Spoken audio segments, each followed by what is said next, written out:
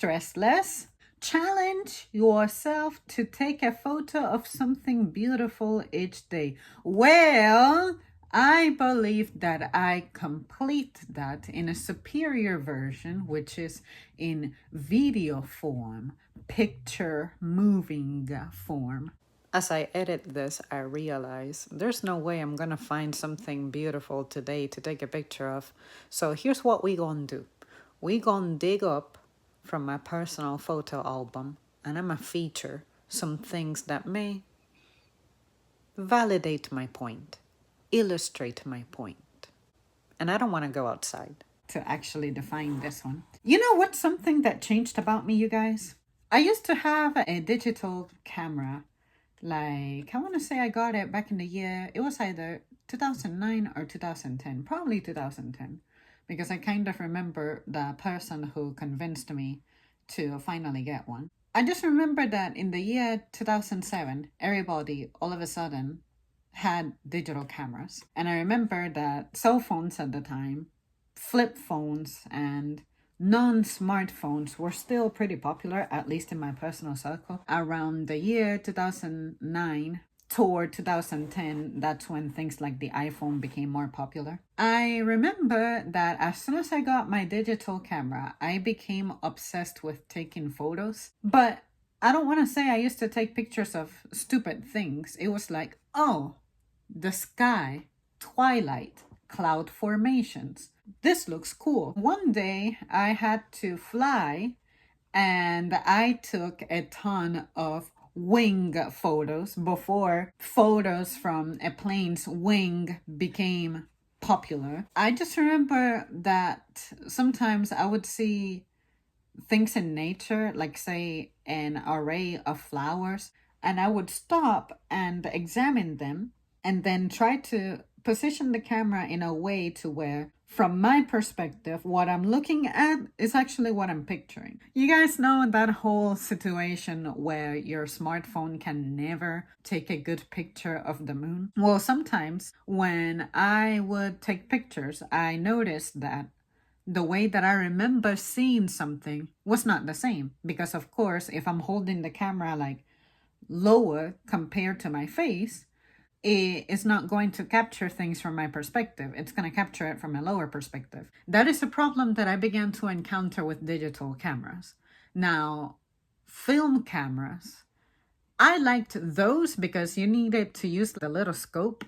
And I felt that whatever I was seeing through the scope was what I was going to capture. And when it was time to develop the film, I was pleased to see that I could remember each photo that I took. But with digital, I just had to get used to it because, of course, I'm not going to bring the thing to my face with that stupid screen being all bright in my face, the viewfinder, I guess. Something that happened to me is after the year 2013-ish, the battery on my camera died.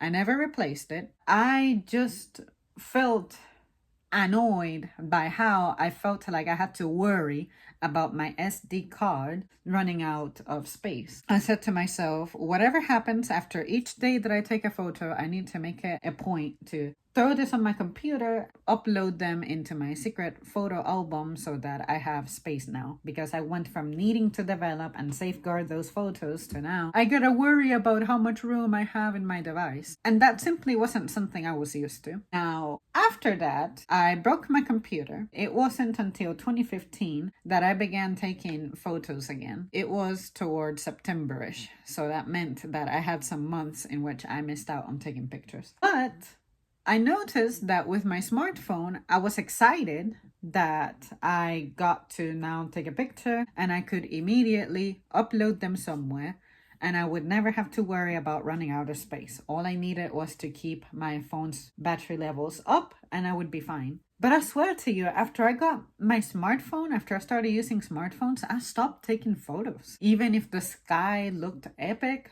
I wouldn't take pictures of it. Even if I saw some cool flowers, I wouldn't take pictures of them. Honestly, you can tell that even the photos that I took with people began to decrease. I guess I inherited that habit from mom, where mom would sometimes find opportunities to take pictures. If we were visiting landmarks or we were going out as a family, we always made sure to take like 1 or 2 photos. But for some reason, something happened after I got my smartphone that I just stopped.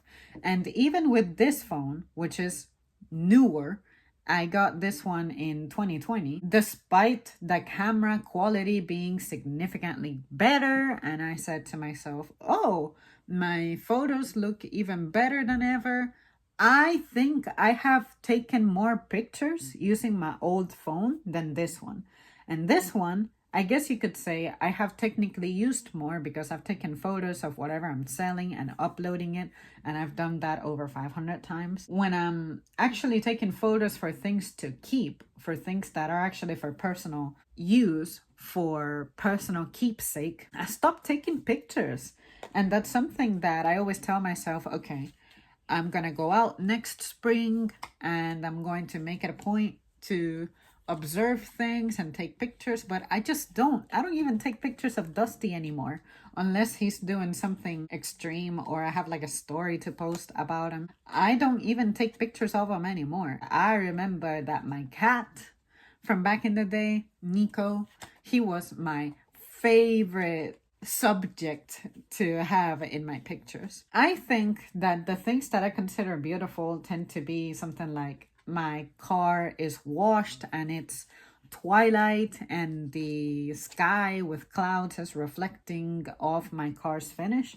I think that's pretty cool. If I remember, I'll attach the photo that I have in mind as I say this that I took about a month ago. Other times there are some cloud formations that look super dope, and it has to be just right because sometimes the lighting, even though it's natural light, it just doesn't capture it quite like I want it to. But I just remember that back in the day, like 10 years ago, it used to be a big deal for me to be out taking pictures of flowers, taking pictures of, I guess you could call that macro photography. It's like, let's say that I'm walking down the street and I see like some weeds coming out from the sidewalk. I would bend down to get really close to it, take a picture of it, and blow it up on my computer. Because I just loved how from your height, that just looks like, you know, a tiny piece of greenery, tiny piece of grass. But when you're actually looking at it from its level, you get down to its height approx. You know, you trim your own height in half and you get closer to it. It looks like a mini city in a jungle. And now I understand why the, I guess, CGI department, the picture department for movie makers are very important, because sometimes what we're watching in a movie, it's someone took a photo of something that's a miniature, a small model, and you blew it up to make that the background, and then you put people in there using green screen and whatever special effects you have. Before I even knew that about movies, in a sense, I was doing that just without the intent of using this in a movie.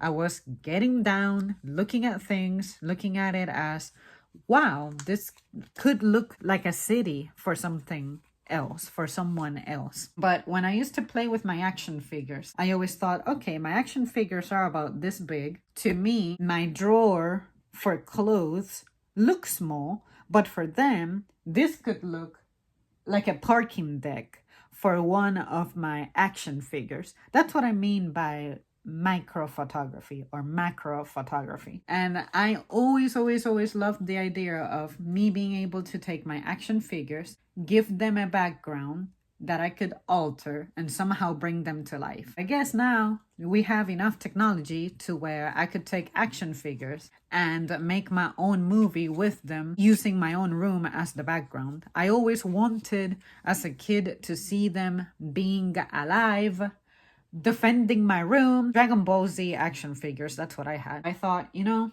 what if I had something like all of the characters from the Android saga, and then as opposed to them fighting within the Dragon Ball world, they're fighting within my room world. And of course, an idea like that was probably put into me because of Toy Story. But yeah, it's just one of those things that I always imagined. And I'm just grateful that I had images like that, visions like that. And I think that's why in language arts classes, anytime the teacher would ask for create a world in your mind and tell us about it kind of assignment, I could just ace it in no time. I could just look at something, look at an object, and immediately come up with a story for it. Some things, depending on the subject, it may not have been as easy, but if you give me the freedom to think about it on my own, I could make a story out of anything. Well, there you guys have it. Thank you so much for tuning in. Let me know about your photo taking habits. Do you take a lot? I personally, of course, find myself taking more videos than pictures.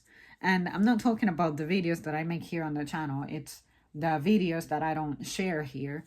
And I think that I enjoy video taking more than photo taking, only because with videos, of course, you're capturing the entire moment. Even if as the years pass, depending on what kind of subject it was, it may lose its power a little bit.